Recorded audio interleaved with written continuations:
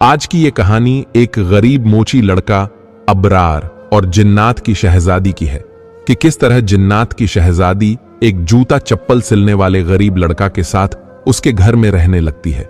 लेकिन ना तो लड़का को पता होता है और ना उसके घर वाले जान पाते हैं कि ये एक जिन की बेटी है। और फिर आगे उस मोची लड़के के साथ क्या होता है, इसे देख आप हैरान रह जाएंगे। तो आइए कहानी को शुरू करते हैं। अबरार कहता है कि शाम हो गई थी और मैंने अब अपना सामान समेटना शुरू कर दिया था। इर्द गिर्द पड़े हुए अपने औजार और लोगों के पुराने जूते समेट कर एक जगह पर रखे और अपने नीचे पड़ा हुआ चमड़े का एक छोटा सा टाट उठाकर झाड़ा और तह लगाकर रखा। अभी मैं यह सब सामान समेट ही रहा था कि मुझे अपने पीछे एक जनाना आवाज सुनाई दी, मेरा जूता टूट गया है, इसे सिलाई कर दें। मैं जो उसे मना करना चाहता था कि अब मेरा टाइम खत्म हो गया है, मैं घर जा रहा हूं, एक औरत होने की वजह से उसे मना नहीं कर पाया और दोबारा वह चमड़े का टाट बिछाकर बैठ गया। उसने अपना टूटा हुआ जूता मेरे आगे रखा तो मैं जल्दी जल्दी बड़ी महारत और नफासत के साथ जूते को सिलाई करने लग गया। तब तक वह इसी तरह खड़ी रही। उसके नंगे पांव के लिए मैं पहले से ही उसे एक जूता दे चुका था। वह इधर उधर देख रही थी। उसने दुल्हन वाला लिबास पहना हुआ था और यह बात मुझे बहुत हैरान कर रही थी, क्योंकि अमूमन इस तरह लड़की बाहर नहीं निकलती और वह बड़े इत्मीनान और सुकून के साथ खड़ी थी। मैं हैरान हो रहा था कि आखिर क्या माजरा है, वह कैसे इस लिबास में इतनी इत्मीनान से खड़ी हो सकती है। लेकिन उसके चेहरे पर एक सुकून फैला हुआ था। वह बहुत खूबसूरत लड़की थी और उस वक्त एक दुल्हन के रूप में खड़ी थी। मैं उसे नजरअंदाज करने की कोशिश में जल्दी जल्दी उसका काम कर रहा था और फिर तकरीबन 10 मिनट की मेहनत के बाद मैंने उसे जूता वापस कर दिया। उसने अपने पैर में पहनकर देखा, फिर मेरा शुक्रिया अदा किया। कहने लगी, मैं माजर चाहती हूं, मेरे पास पैसे नहीं हैं, वरना मैं आपको दे देती। मुझे आपको पहले बता देना चाहिए था, लेकिन फिर शायद आप मेरा काम ना करते। उस लड़की ने बड़ी शर्मिंदगी से मुझे कहा, लेकिन मैंने नजरें झुकाते हुए ही उसे जवाब दिया और कहा कि अगर आप पहले भी बता देती तो मैं फिर भी आपका जूता सिलाई कर देता। आपको इस वक्त मदद की जरूरत है और मैं चूंकि इसी तरह मदद कर सकता हूं, इसलिए कोई मसला नहीं है। मैंने जल्दी जल्दी अपनी चीजें समेट हुए उसे जवाब दिया तो वह जैसे मुतासिर सी नजर आई। मेरा ख्याल था कि जूता बनवाने के बाद वह यहां से चली जाएगी, लेकिन वह तो वहीं पर खड़ी थी और बदस्तूर बड़ी दिलचस्पी से मुझे काम करता हुआ देख रही थी। सब चीजें समेट कर मैंने अपना थैला उठाया और जूता पहनकर घर के लिए निकलने लगा कि पीछे से फिर उसकी आवाज सुनाई दी। कहने लगी, वो दरअसल मुझे एक और मदद की जरूरत है। उसने जरा शर्मिंदा होते हुए कहा तो मैंने सवालिया नजरों से उसकी तरफ देखा तो कहने लगी, दरअसल मेरे पास कोई ठिकाना नहीं है, मैं बेआसरा हूं और अब अपने लिए कोई ठिकाना ढूंढ रही हूं। उस औरत ने कहा तो मैंने सर से लेकर पैर तक उसे देखा। मेरी बात का मफहूम समझकर वह कहने लगी, नहीं नहीं, मैं दुल्हन नहीं हूं। यह तो मेरी कॉलेज में एक फैंसी ड्रेस शो था जिसके लिए मुझे यह लिबास और अंदाज इख्तियार करना पड़ा। उसने जल्दी से मुझे जवाब दिया तो मेरा दिल फिर भी कुछ मुतमीन नहीं हुआ। ताहम मैंने उसे कहा कि अब से पहले तक कहां पर रह रही थी। मेरी बात सुनकर वह कहने लगी, दरअसल मेरे अब्बा का इंतकाल हो गया है और मेरी सौतेली मां है, उसने मुझे घर से निकाल दिया है। उसका कहना है कि मैं चूंकि उसकी कुछ नहीं लगती और उस घर पर मेरा कोई हक नहीं है, इसलिए मैं वहां पर नहीं रह सकती। यही वजह है कि कॉलेज के बाद मैं इधर उधर फिर रही हूं। समझ नहीं आ रही कहां जाऊं। सौतेली मां बहुत जालिम और जिद्दी औरत है, वह कभी मुझे घर में घुसने नहीं देगी। उस लड़की ने बड़ी बेचारगी से कहा तो मैं चुपचाप उसे देखता रह गया। न जाने क्यों मुझे ऐसे लग रहा था जैसे वह लड़की मुझसे झूठ बोल रही है। लेकिन फिर भी अब एक बात तो तय थी, मैं उसको इस हालत में यूं सड़क पर छोड़कर नहीं जा सकता था। इसीलिए मैंने उसे फिलहाल अपने घर अपने साथ ले जाने का इरादा कर लिया और उसे कहा कि मैं एक गरीब आदमी हूं, एक गरीब मोची हूं, मेरा छोटा सा घर है, अगर तुम वहां पर रहना चाहो तो मेरी तरफ से तुम्हें इजाजत है, मेरे साथ चलो। मैंने उस लड़की की मर्जी पर बात छोड़ दी। उसने चंद लम्हे सोचा और फिर मेरे साथ चल दी। उसके साथ चलते हुए रास्ते में मुख्तलिफ सोचें मेरे दिमाग में चकरा रही थी और मुझे समझ नहीं आ रही थी कि मैं उस लड़की को सच्चा समझूं या कोई झूठ, क्योंकि जो उसकी जाहिरी हालत थी वो तो बहुत अच्छी थी, लेकिन उसके कहने के मुताबिक उसकी सौतेली मां बहुत जालिम है। उस पर अक्सर जुल्म के पहाड़ तोड़ती है और अब उसे घर से भी निकाल दिया है। ये बातें सुनकर मुझे उस पर यकीन तो नहीं आ रहा था, लेकिन सिर्फ एक लड़की होने के नाते मैंने उसे अपने घर में पनाह दे दी ताकि वह यहां वहां भटकती ना फिरे। घर आया तो अम्मा सामने ही बैठी हुई अपना सर दबा रही थी। अम्मा को सलाम करके मैंने अपना थैला मखसूस जगह पर रखा और पूछा, क्या हुआ अम्मा, तबीयत तो ठीक है? वह कहने लगी, बस तेरी फूफो ने सुबह से शोर मचाया हुआ है, उसकी वजह से सर में दर्द हो गया। तू बता, कैसा दिन रहा? अम्मा ने रोज का सवाल किया और मैंने सर हिला दिया। इतने में अम्मा की नजर उस लड़की पर पड़ी तो उसने मुझे हैरत और दुख भरी निगाहों से देखा। अम्मा की निगाहें समझकर मैं एकदम गड़बड़ा गया और जल्दी से कहने लगा, अम्मा, ऐसी वैसी हरगिज बात नहीं है जो तू समझ रही है। दरअसल यह लड़की बेआसरा है, इसे सहारे की जरूरत थी। मैं इसे वक्ती तौर पर घर ले आया हूं, 2-4 दिन रहेगी, फिर तब तक इसका कोई ठिकाने का बंदोबस्त हो जाएगा। मैंने अम्मा को मुतमिन करने के लिए जल्दी जल्दी सारी बात बताई, ताहम अम्मा कुछ नहीं बोली और चुप रही। वह लड़की अम्मा के पास जाकर बैठ गई और नजरें झुकाकर नीचे देख रही थी, जबकि अम्मा मुसलसल उस पर नजरें गाढ़े हुए थीं, जैसे आंखों ही आंखों में उसके बारे में सब कुछ पढ़ लेंगी। मैं उठकर अपने कमरे में चला गया। अम्मा उस लड़की के साथ काफी देर तक बातों में लगी रही। मुझे मालूम था कि अम्मा जब तक उसका सारा इंटरव्यू नहीं कर लेंगी तब तक चैन से नहीं बैठेगी, और वही हुआ जब अम्मा को इस बात का यकीन आ गया कि वह लड़की वाकई मजलूम है और बेबसी की इंतहा पर है, तो अम्मा ने उसे अपने साथ गले लगा लिया और उसके साथ ही सिसक लग गई। अम्मा ऐसी मासूम थी। उस लड़की और अम्मा में बहुत दोस्ती हो गई। हालांकि मेरी 2 छोटी बहन भी थीं, लेकिन उन दोनों ने अभी उसे इतना मुंह नहीं लगाया था। वह ज्यादातर अपने काम से काम रखती थी, जबकि अम्मा हर वक्त उसके साथ लगी रहती। उस लड़की को इस घर में 3 दिन हो चुके थे, लेकिन अब उसने दोबारा यहां से जाने का नाम नहीं लिया। वह अम्मा के कपड़े पहनकर गुजारा कर रही थी। उसका दुल्हन वाला लिबास इसी तरह कमरे में एक हैंगर पर लटका हुआ था। आते जाते जब भी मेरी निगाह उस पर पड़ती तो दिल में अजीब सी गुदगुदी सी होती। मैं एक आम और गरीब सा मोची हूं। मेरा नाम इब्रार है और मैं 2 बहनों के साथ अपने माँ बाप और एक फुफो के साथ इस छोटे से घर में रहता हूं। वैसे तो मैं अभी पढ़ रहा था, लेकिन कुछ दिनों से अब्बा की तबीयत ठीक नहीं थी। मौसम बदल रहा था, उन्हें रोज बुखार हो जाता था। इलाके की डिस्पेंसरी से दवा लेने के बावजूद उन्हें कोई फर्क नहीं पड़ा था।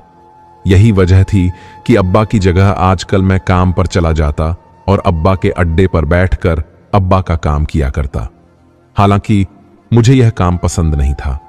मैं जब छोटा था तो अब्बा को मना किया करता था और अब्बा बस मुस्कुराकर मेरी बातें सुनता रहता। मुझे गुस्सा आता था कि मेरा बाप लोगों के जूते पकड़कर सिलाई करता है, लेकिन अब्बा कहता था कि कोई भी काम छोटा या बड़ा नहीं होता, हमें हमेशा हमारे अमाल छोटा और बड़ा बनाते हैं। तो इस बात की फिक्र मत कर कि तेरा बाप लोगों के जूते सिलाई करता है, तू यह सोच कि मेरे अमल से लोगों को कितना सुकून मिलता है, उनके पैरों को राहत मिलती है, वह खुश होते हैं। अब्बा की अपनी ही मंतक थी, लेकिन मैं इस काम को चूंकि पसंद नहीं करता था, इसीलिए मैं पढ़ रहा था। मैं पढ़ लिखकर दफ्तर में नौकरी करना चाहता था, लेकिन अब कुछ दिनों से मजबूरी के आलम में यहां पर आकर बैठ जाता, क्योंकि इसके अलावा हमारी आमदनी का और कोई जरिया भी नहीं था। अब्बा को देखते देखते न जाने कब मैं भी यह काम सीख गया था। मुझे तो इस बात का अंदाजा ही नहीं हुआ। हालांकि मैं अब्बा के पास जरा थोड़े वक्त के लिए ही आता जाता था और आज तक मैंने कभी अब्बा के औजारों को हाथ नहीं लगाया था। लेकिन अब्बा की तबीयत की खराबी के बाद सब कुछ बदल कर रह गया। एक रोज मैं मखसूस वक्त पर इधर आकर बैठ जाता और उन लोगों के जूते सिलाई करके पैसे कमाता। शाम को जितनी भी कमाई होती वह जाकर अम्मा के हाथ पर रख देता। मेरे पास अब्बा जितना काम तो नहीं था, लेकिन फिर भी इतने पैसे आ जाते थे कि रोज का खाना पनाह हो जाता था। घर में मेरी एक फूफो भी थी। फूफो के बारे में हमें सिर्फ इतना मालूम था कि जवानी में उनकी शादी की गई थी, लेकिन उनका शौहर अच्छा नहीं निकला और उसने फफों के ऊपर जुल्म करना शुरू कर दिया। वह बहाने बहाने से फूफों के ऊपर जुल्म करता, उन्हें मारता पीटता और कई कई दिन तक कमरे में भूखा प्यासा कैद कर देता। फूफो ने बहुत अरसा उसके जुल्म बर्दाश्त किए, सिर्फ इस वजह से कि उनका घर बस जाए। लेकिन वह शख्स तो हमारी सोच से भी ज्यादा कमीना निकला। उसने फूफो के ऊपर जुल्म की हर हद क्रॉस कर दी। वह नफ्स मरीज था। यही वजह थी कि एक दिन जब अब्बा अपनी बहन से मिलने के लिए गए तो वह कमरे में बंद थी और भूख प्यास से नडाल पड़ी हुई थी। अब्बा ने तो वावेला मिचा दिया, अपने बहनोई को खूब बुरा भला कहा। अब्बा तो गुस्से में जैसे पागल हो। अपनी इकलौती बहन का यह हाल देखकर अब्बा को बहुत अफसोस हो रहा था। यही वजह थी कि अब्बा ने वहां से कमरे का ताला तोड़कर अपनी बहन को बाहर निकाला और साथ लेकर आ गए। वह दिन और आज का दिन फूफू घर पर हमारे साथ ही होती हैं, लेकिन इन सारे हालात से गुजरकर फूफू अब कुछ नसिया सी हो गई है। कभी वह बेतहाशा हंसने लगती हैं, कभी रोने लगती हैं। इसी तरह कभी वह सारा दिन बोलती रहती हैं और कभी कई कई दिन चुप करके बैठी रहती हैं। फूफो की जहनी कैफियत को देखते हुए फूफो को ज्यादातर एक कमरे में ही रखा जाता है। उन्हें किसी के सामने नहीं आने दिया जाता, क्योंकि इस तरह डर था कि कहीं वह किसी पर हमला ना कर दे, क्योंकि इससे पहले वह 2-3 बार अम्मी पर हमला कर चुकी थी और उस हमले में अम्मी को शदीद चोटें आई थीं। यही वजह थी कि अब्बा की कोशिश होती कि फूफो ज्यादातर घर पर ही रहे। फूफो का घर में अब्बा से रवैया ठीक था। वह अब्बा के काम भाग भाग कर करने की कोशिश करती, उनके पास बैठकर कितनी कितनी देर बातें करती रहती। इस मामले में अब्बा खामोशी से बैठकर सुनता रहता। फूफो कभी बैठे जमाने भर की बातें करती। जब वह बीमार थी, उस घर में कैद थी, और कभी वह अपने और अब्बा के बचपन की बातें करती। मेरी छोटी दोनों बहनें तो फूफो से खौफजदा रहती थीं। उनका ख्याल था कि फूफू उन्हें बुरी तरह घूरती हैं और किसी दिन अगर उन्होंने हम पर हमला कर दिया तो हम क्या करेंगे। दोनों छोटी बहनें अभी मैट्रिक में पढ़ रही थीं। वह दोनों जुड़वा थीं। यही वजह थी कि घर भर की लाडली थी और घर की रौनक भी उन्हीं से थी। मैं चूंकि अब 20 साल का एक जवान शख्स था और अब्बा की जगह आजकल मैं काम संभाल रहा था, इसीलिए जिम्मेदारी भी ज्यादा पड़ गई थी। अब्बा तो बिल्कुल ठीक थे, लेकिन अचानक इस बीमारी ने बिस्तर पर ही लगा दिया। इलाज चल रहा था। डॉक्टर का ख्याल था कि कुछ ही दिनों में वह दोबारा अपने पैरों पर खड़े हो जाएंगे। अब्बा के अड्डे पर जाते हुए मुझे 3-4 दिन ही हुए थे कि यह लड़की आज मुझे मिल गई। मैं इसे घर तो ले आया, लेकिन अम्मा का ख्याल था कि इस तरह किसी लड़की को उठाकर घर ले आना मुनासिब नहीं है। ना जाने इसने तुम्हें जो कुछ बताया है वह सच भी है या नहीं। मैंने अम्मा से यही कहा कि अम्मा, मैंने तो नेकी की है, हो सकता है जो कुछ इसने मुझे बताया हो वह सच ही हो, इसलिए आप ख्याल मत करें, वो 2-4 दिन में चली जाएगी।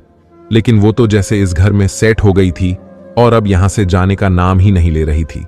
एक दिन इसी तरह जब मैं शाम को काम से वापस आया तो मेरी छोटी बहन बहुत परेशान बैठी हुई थी। मैंने उससे पूछा, क्या हुआ तुम्हें? तुम्हारे चेहरे पर इस तरह हवाइयां क्यों उड़ रही हैं? मुझे देखकर वह कहने लगी, भाई आज एक बहुत अजीब सी बात हुई। उसकी आंखों में और चेहरे पर अभी भी खौफ नजर आ रहा था। मैंने पूछा, क्या हुआ? कैसी बात? तो वो कहने लगी, भाई मैं आज उस लड़की को कमरे में ढूंढने आई थी। हमारा ख्याल था कि हम मिलकर खेलते हैं, लेकिन वह मुझे कहीं दिखाई नहीं दी। मैंने सारा घर छान मारा, वह मुझे कहीं पर भी नजर नहीं आई। मुझे सही मानों में अब तशवीह होने लगी कि आखिर वह कहां गई। वह हमारे घर में मेहमान है और इस तरह बगैर बताए वह कहां चली गई। यही सोचकर मैं ऊपर छत पर जाने लगी थी कि अम्मा से पूछूं, शायद वह उन्हें कुछ बताकर गई हो। लेकिन जब मैंने छत पर जाने के लिए पहली सीढ़ी पर कदम रखा ही था कि वह कमरे से बरामद हुई। मुझे देखकर कहने लगी, आओ छत पर जाकर मिलकर बैठते हैं। मैंने उसे इस तरह कमरे से निकलते देखा तो हैरान रह गई और खौफजदा हो गई। मैंने हक लाते हुए उससे पूछा कि तुम कमरे में थी? वह कहने लगी, हां, अभी तुम्हारे सामने ही तो कमरे से आई हूं। जबकि भाई खुदा की कसम, मैं पहले कमरे में देखने गई थी तो वह कमरे में कहीं पर भी मौजूद नहीं थी, लेकिन न जाने दोबारा वह वहां पर कैसे आ गई, हालांकि मैं तो सामने ही थी। छोटी बहन ने उलझे हुए अंदाज में कहा, लेकिन मैंने उसका कंधा थपथपाकर उसे तसल्ली दी और कहा कि हो सकता है तुम्हें पहले नजर ना आया हो। यह कोई इतनी बड़ी बात नहीं है कि इससे परेशान हुआ जाए। तुम भी टेंशन नहीं लो और इस बात को भूल जाओ। मैंने अपनी छोटी बहन को तो समझा दिया, लेकिन खुद मैं अपने आप में उलझ गया। आखिर यह कैसे मुमकिन हो सकता है, जिस कमरे में वह पहले मौजूद नहीं थी अब वह वहीं से बाहर निकली हो। यह बात मुझे बहुत अजीब सी लग रही थी। मैं थोड़ा ठट गया था। मैं अपनी ही सोच में गुम था कि सामने से वह चलती हुई आई और आकर मेरे करीब खड़ी हो गई। कहने लगी, मुझे तुमसे कुछ कहना है। मैंने ना समझी से उसकी तरफ देखा तो कहने लगी, दरअसल मैं बाजार जाना चाहती हूं, मुझे कुछ चीजों की जरूरत है। उसने मुझसे कहा तो मैंने कहा कि तुम्हें मुझसे पूछने की जरूरत नहीं है, तुम अपनी मर्जी की मालिक हो, जहां पर आना जाना चाहो जा सकती हो। मैंने उसे साफ साफ कह दिया, लेकिन वह तो जैसे खामोशी से वहीं पर खड़ी रही। फिर कहने लगी, मैं दरअसल तुम्हारे साथ जाना चाहती हूं। उसकी बात सुनकर मैंने हैरानी से उसकी तरफ देखा और कहा कि मैं तो आज तक अपनी बहनों के साथ बाजार नहीं गया, इसलिए तुम ऐसा करो, तुम मेरी बहनों में से किसी को साथ ले जाओ। मैं यह कहते हुए उठ खड़ा हुआ। उसके चेहरे पर अजीब सी मायूसी छा गई, लेकिन वह उसके बाद कुछ बोली नहीं। उसे का करके मुझे खुद भी अच्छा नहीं लग रहा था, लेकिन मैं अपने घर वालों को किसी को भी बात करने का मौका नहीं दे सकता था। वैसे भी जिस मोहल्ले में हम रहते थे वहां पर पहले भी इस लड़की के आने से अजीब अजीब बातें फैली हुई थी, लेकिन अम्मा उन सब का मुंह तोड़ जवाब दे देती थी। और अगर उन मोहल्ले वालों में से मुझे इसके साथ बाहर निकलते हुए देख लिया, किसी ने तो न जाने क्या क्या बातें करते। यही वजह थी कि मैंने उसे साफ साफ इनकार कर दिया। और फिर यह उससे अगले दिन की बात थी, जब फूफो की तबीयत ठीक नहीं हो रही थी। मैं उनके पास आकर बैठ गया, फूफो का हाल चाल पूछने लगा। फूफो को मुझसे बहुत मोहब्बत थी।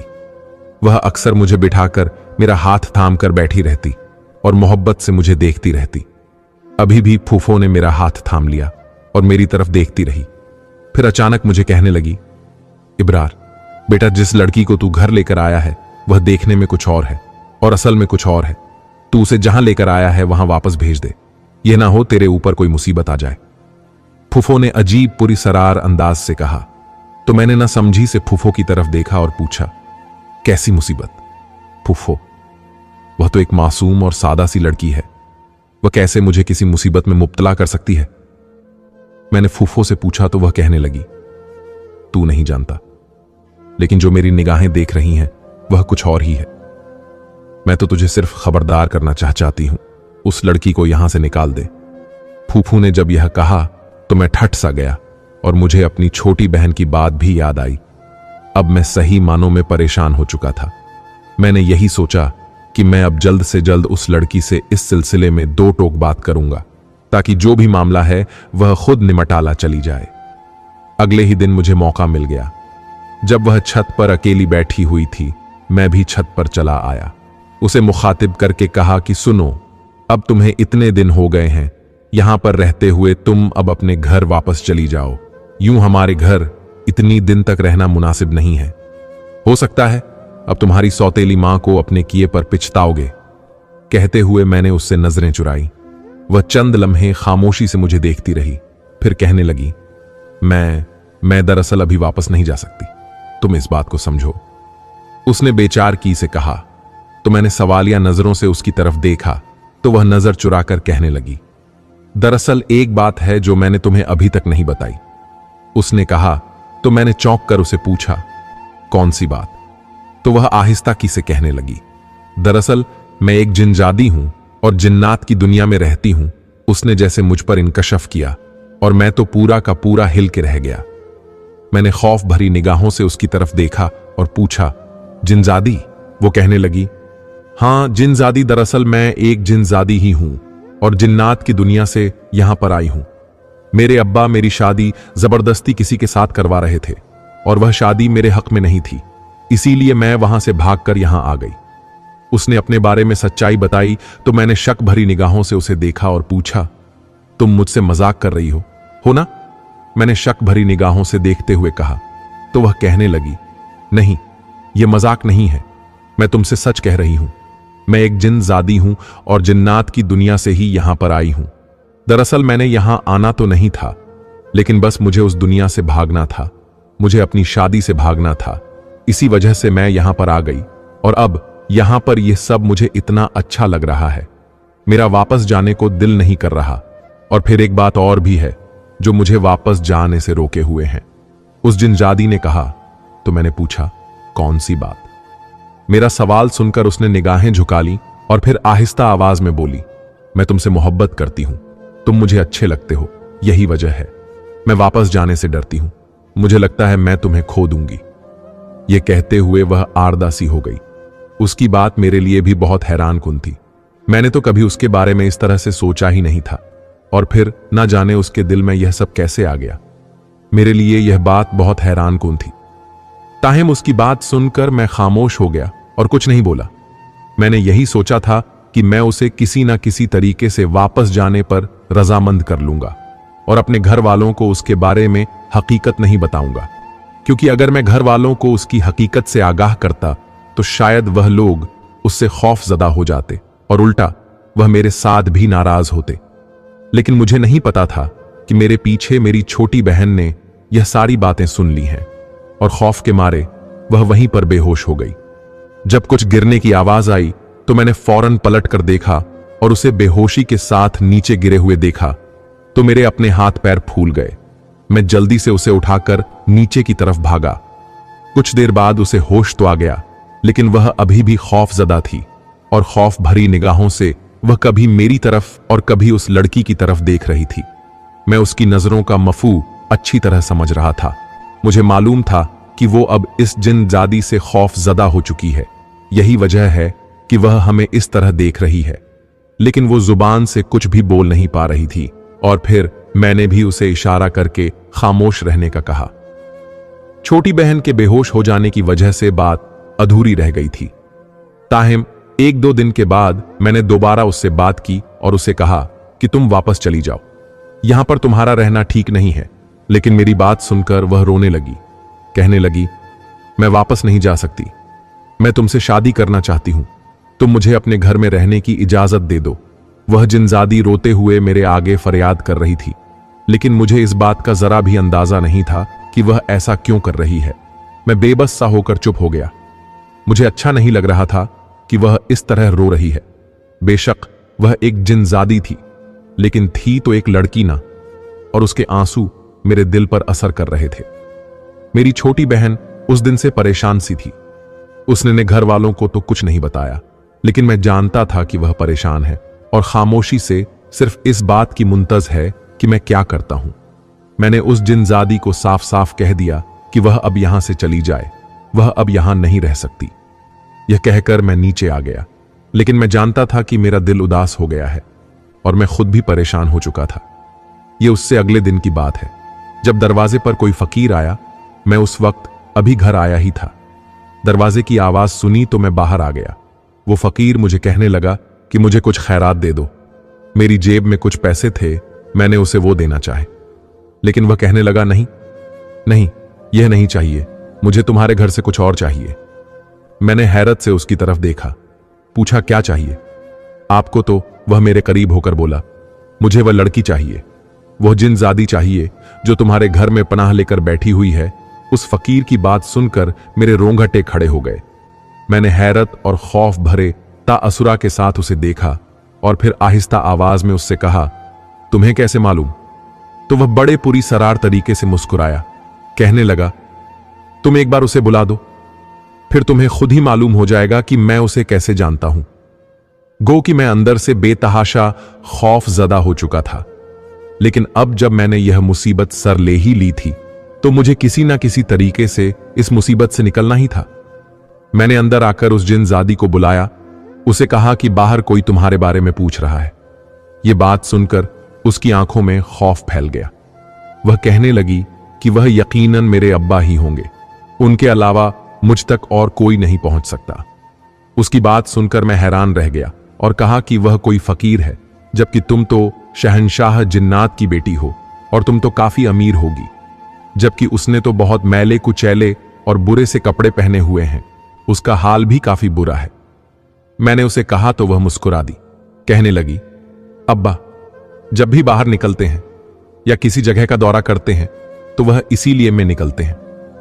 लोग उनको नहीं पहचानते, किसी को उनके बारे में मालूम नहीं कि वह शहंशाह जिन्नात हैं।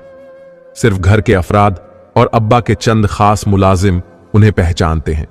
उस जिनजादी ने कहा तो मैंने कहा कि ठीक है, अब जाकर देख लो, तुम्हारे अब्बा बाहर तुम्हारा इंतजार कर रहे हैं। लेकिन वह टस से मस नहीं हुई, कहने लगी, मैं नहीं जाऊंगी, अगर मैं गई तो वह मुझे अपने साथ वापस ले जाएंगे और मैं वापस नहीं जाना चाहती। मैं तुम्हारे साथ यहीं पर रहना चाहती हूं। उस जिनजादी ने अजीब से अंदाज में कहा। मुझे उसका अंदाज अच्छा नहीं लगा, ताहम मैं चुप हो गया, यही सोचकर रह गया कि यह इन दोनों बाप बेटी की बात है। मैंने बाहर आकर उसके बाप को बता दिया। वह चंद लम्हे कुछ सोचता रहा और फिर वह वहां से चला गया। मैं हैरान हो गया कि यह कैसा बाप है जो अपनी बेटी को जबरदस्ती नहीं लेकर गया, लेकिन ना जाने क्यों मुझे बाप का अंदाज भी बहुत पुरसरार लग रहा था। मैं अब सचमुच चकरा कर रह गया था। ये हालात अजीब ही होते जा रहे थे। उस वक्त मुझे सब कुछ भूला हुआ था, सिवाय इस बात के कि मुझे इस मुसीबत से जान छुड़ानी है। अब्बा की हालत भी अभी बेहतर नहीं हुई थी। अगर वह बेहतर होते तो शायद मैं घर पर रहकर इस मसले का हल कर लेता, लेकिन अभी मुझे काम पर जाना पड़ता था। अगर एक दिन भी काम का नागा हो जाता तो घर का चूल्हा नहीं जलता था। अभी भी ऐसे ही हुआ था।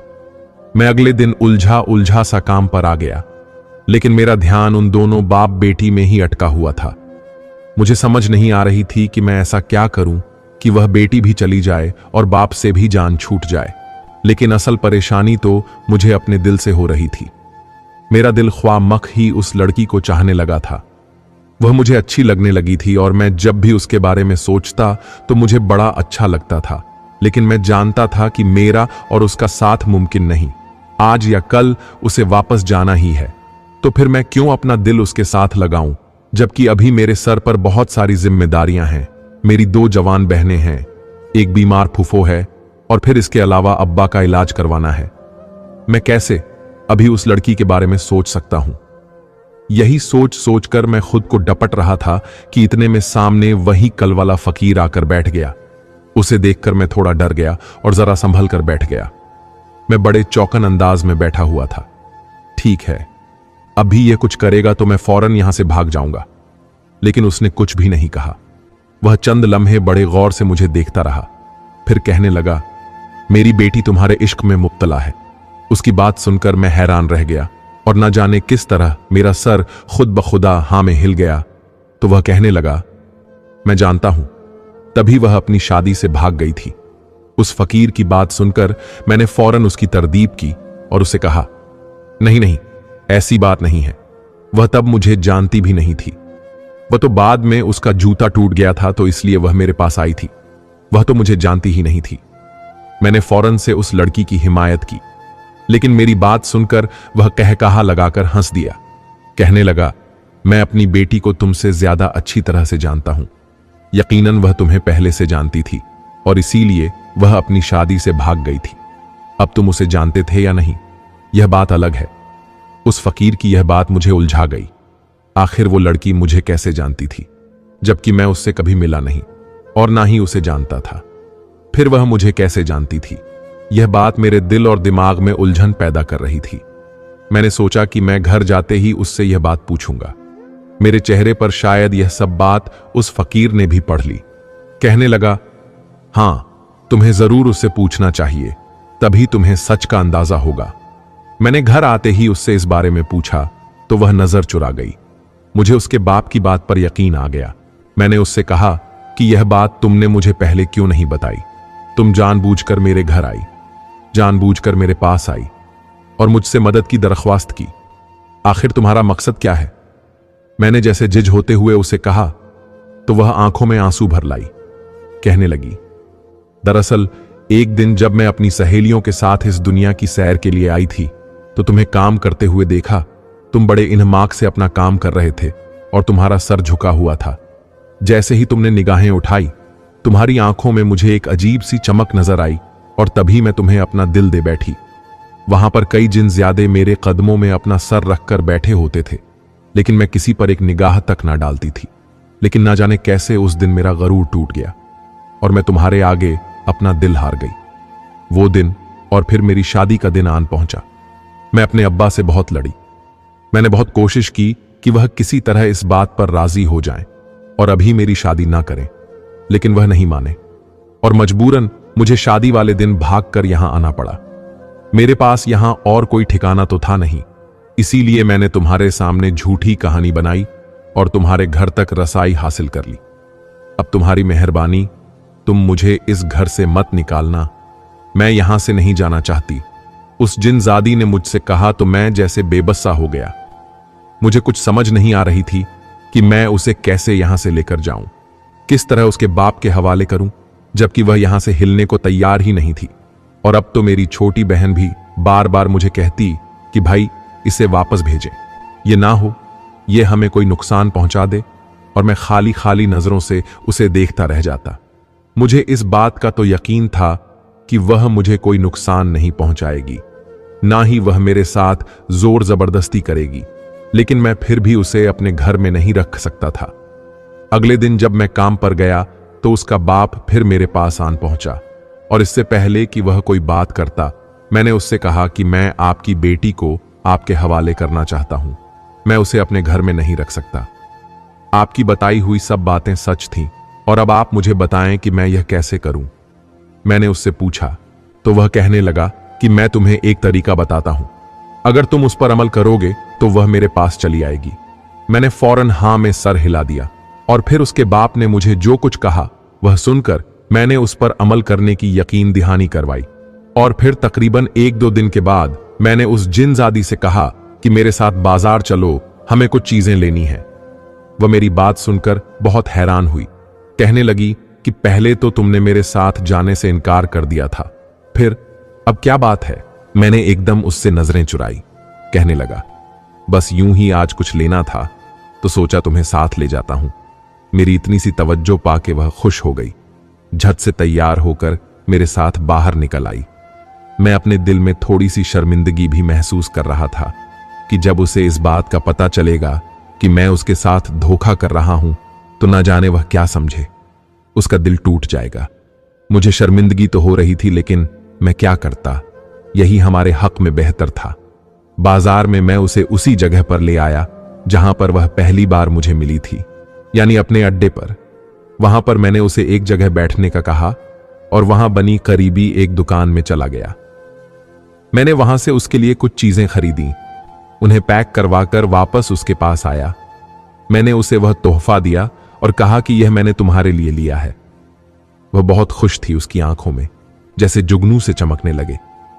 अभी हम दोनों वहीं बैठकर बातें कर ही रहे थे कि इतने में वही फकीर जो कि उस जिनजादी का बाप था वह वहां पर आ गया। अपने बाप को सामने देखकर उसका रंग जर्द पड़ गया और उसकी निगाहें एकदम बेयकीनी से मुझ पर आकर रुक गईं। मैंने अपनी नजरें चुरा ली, उसे जैसे यकीन नहीं आ रहा था कि यह सब मैंने किया है। उसके बाप ने मोहब्बत से उसे अपने गले से लगाया, कहने लगा तुमने कितनी बड़ी गलती की थी, भला कोई अपना घर बार भी यूं छोड़ता है। उसके बाप की आंखों में नमी सी थी, लेकिन वह फिर भी मुसलसल मेरी तरफ देखे जा रही थी, जैसे उसे अपने बाप की जर्र बराबर भी परवाह ना हो। उसके बाप ने उसे कितनी देर अपने साथ लगाए रखा, फिर अचानक ही उसने मुझे मुखातिब करके कहा कि मैं अब इसे अपने साथ लेकर जा रहा हूं। उसकी आवाज में बड़ी सख्ती सी थी। मैंने हां में सर हिला दिया, जबकि वह कहने लगी मैं वापस नहीं जाना चाहती, मुझे यहीं पर रहना है, मैं यहां पर अपना घर आबाद करना चाहती हूं, मुझे यहीं छोड़ दे। अब्बा जान, उसने अपने बाप से इल्तजा करते हुए कहा, लेकिन उसका बाप कहने लगा कि तुम समझ नहीं रही, तुम एक जिनजादी हो, आने वाले वक्त में तुम तख्त पर बैठोगी, मैं तुम्हें यहां पर नहीं छोड़ सकता। तुमने कुछ दिन यहां पर रहकर अपना शौक पूरा कर लिया है, लेकिन अब आइंदा के लिए तुम्हें मैं हरगिज यह इजाजत नहीं दे सकता। वैसे भी तुम्हारा दुल्हा भी तुम्हारा इंतजार कर रहा है, तुम उसे बीच रास्ते में छोड़ आई हो, जबकि तुम्हें पता भी है कि जिन्नात के बीच जब एक बार रिश्ते पक्के हो जाते हैं तो वह कभी नहीं टूटते। इसलिए तुम लाख चाहो अब इस शादी से नहीं भाग सकती, तुम्हें वहीं पर शादी करना होगी। इसलिए मैं आखिरी बार तुम्हें कह रहा हूं कि मेरे साथ वास चलो, वरना कहीं यह ना हो कि मैं तुम्हें कैद में डाल दूं, और जब तक तुम्हें समझ नहीं आएगी मैं तब तक तुम्हें वहां से नहीं निकालूं। उसके बाप ने उसे सख्त लहजे में मुखातिब करते हुए कहा तो वह बेबसी से रो दी। मेरे अपने दिल को एकदम कुछ हुआ था। मैंने उसके बाप को मुखातिब करके कहा कि आप इस तरह मत डांटे, अगर वह नहीं जाना चाहती तो आप कुछ दिन के बाद उसे ले जाएं। लेकिन उसके बाप ने जिन नजरों से मुझे घूरा, मैं वहीं चुप रह गया। अब उसका बाप उसे यहां पर नहीं छोड़ना चाहता था, और उन दोनों बाप बेटी के बीच में मैं नहीं आना चाहता था। इसलिए मैं खामोशी से एक तरफ को चल दिया। मुझे नहीं मालूम वह कैसे अपने बाप के साथ गई और किस तरह से उसका बाप उसे जबरदस्ती ले गया, लेकिन अब मुझे अपने इस अमल पर पछतावा हो रहा था। आखिर मैं उसके बाप की बातों में क्यों आया? मुझे उससे उसकी मर्जी पर छोड़ देना चाहिए था, लेकिन मैं भी क्या करता। मेरा अपना दिल मुझसे धोखा कर रहा था। मैं नहीं चाहता था कि मेरा दिल बागी हो जाए और मैं उस लड़की को अपने पास रोक लूं, इसलिए मैंने उसे जाने दिया। मैं घर पर वापस आया तो अम्मा ने उस जिनजादी के बारे में पूछा। मैंने कहा कि वह अब अपने घर चली गई है, उसकी मां उससे राजी हो गई है। अम्मा ने उसके लिए बहुत दुआएं की। कहने लगी, मुझे तो वह लड़की बहुत अच्छी लगी थी। मैं तो यह सोच रही थी कि उसे अपनी बहू बनाकर इस घर में रख लूं। इतनी नेक और शरीफ लड़की आजकल कहां मिलती है, और फिर वह तो बहुत मासूम थी। अम्मा उसको याद करके कह रही थी, जबकि मैं हैरानी से अम्मा को देख रहा था। अम्मा ने इतना आगे तक का सोच लिया था। शायद हर मां की इसी तरह की सोच होती है, लेकिन अम्मा चूंकि उसकी हकीकत से वाकिफ नहीं थी, इसीलिए उसे बहू बनाने के ख्वाब देख रही थी। और अगर जो अम्मा को उसके बारे में मालूम हो जाए तो शायद वह दोबारा कभी उसका नाम भी ना ले। मैं अंदर कमरे में आ गया, लेकिन कमरे में एक और सितम मेरा मुंतज था। उसका दुल्हन वाला लिबास मेरे सामने हैंगर में लटका हुआ था। उसे देखकर मेरे दिल को एकदम कुछ होने लगा। आंखों में मिर्चें सी लगने लगी। उसका दुल्हन वाला लिबास यहीं पर रह गया था, और अब मुझे समझ आ रही थी कि जब जब मैं इसे देखूंगा मेरे दिल में पिछताओगेगी। उस लड़की के जाने के बाद घर भी कुछ उदास सा हो गया था, या शायद मुझे यह महसूस हो रहा था। ताहम उसके जाने से दो लोग बहुत खुश थे, एक तो मेरी छोटी बहन और एक मेरी फूफो, क्योंकि वह दोनों ही उसके बारे में सच जानती थी। और फूफो ने तो बाकायदा मुझे अपने पास बिठाकर इस बात का शुक्रिया अदा किया था। कहने लगी कि मैं जानती हूं तुम मुझसे मोहब्बत करने लगे थे, लेकिन तुम्हें पता है ना तुम्हारा और उसका साथ मुमकिन नहीं है, इसीलिए तुम पीछे हट गए और उसे वापस भेज दिया। फूफो ने अजीब जननी से अंदाज में कहा तो मैं हैरान रह गया। आखिर फूफो को यह सब बातें कैसे मालूम हुई? मेरी हैरत को फूफो ने जैसे चेहरे से पढ़ लिया। कहने लगी, मैं सब जानती हूं, मुझे सब खबर है।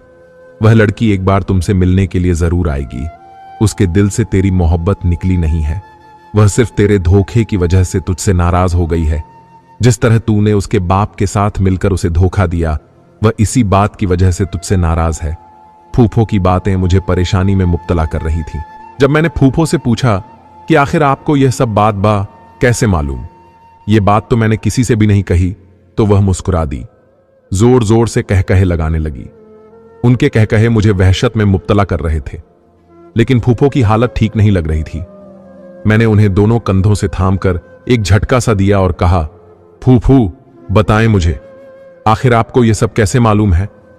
तो कहने लगी, वो जो सामने खड़ा है ना, वह सब कुछ बताता है। मुझे उसी ने बताया था कि वह अपने बाप के साथ वापस चली गई है। फूफो ने मेरे पीछे दीवार की तरफ इशारा किया। मैंने मुड़कर देखा, वहां पर कुछ भी नहीं था, लेकिन फूफो जिस तरह वहां पर देख रही थी, इस बात ने मुझे यकीन दिला दिया कि वहां पर कुछ तो है, वहां पर कोई तो खड़ा था। यह सोच आते ही मेरे जिस्म में खौफ की लहर दौड़ उठी और मैं एकदम अपनी जगह से खड़ा हो गया। मैं बार बार गर्दन घुमाकर उस तरफ देख रहा था, लेकिन वहां पर मुझे तो कुछ नजर नहीं आ रहा था, जबकि फूफो अभी भी टिकटिकी बांधकर वहां पर देख रही थी। मैं घबराकर कमरे से बाहर आ गया।